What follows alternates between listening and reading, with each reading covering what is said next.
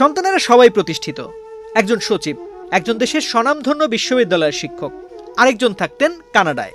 তবে ৭৫ বছর বয়সী মা নূরজাহান বেগমকে রাখা হয়েছিল মিরপুর ১১ নম্বরে বোনের বাসায়।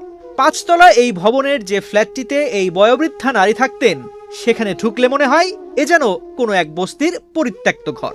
একটি ছোট্ট শোবার ঘর, বিছানার পাশে ছড়িয়ে ছিটিয়ে আছে নানা জিনিসপত্র।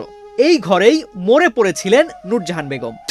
আমরা জানি নবী করিম সাল্লাল্লাহু আলাইহি ওয়াসাল্লাম ঐতিহাসিক হাদিসে জিবরিলের মধ্যে কিয়ামতের আলামত প্রসঙ্গে বলেছেন যে আনতালিদাল আমাতু রাব্বাতাহা, কিয়ামতের একটি আলামত হলো যে কিয়ামতের আগে দাসী তার মনিবকে মালিককে জন্ম দিবে।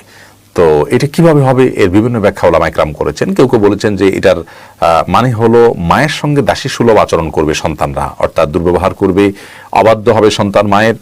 সেজন্য হাদিসে এভাবে বলা হয়েছে, কারণ তার মা কার্যত তার দাসীর মতো করে তিনি তার সাথে আচরণ করছে ওই ছেলে।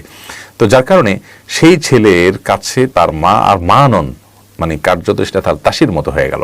তাহলে মা সন্তানকে জন্ম দেয়নি, যেমন কেমন যেন দাসী তার মালিককে জন্ম দিচ্ছে, এরকম একটা অবস্থা হবে সন্তানরা অবাধ্য হয়ে। এটি ইঙ্গিত করেছেন নবী করিম সাল্লাল্লাহু আলাইহি ওয়াসাল্লাম।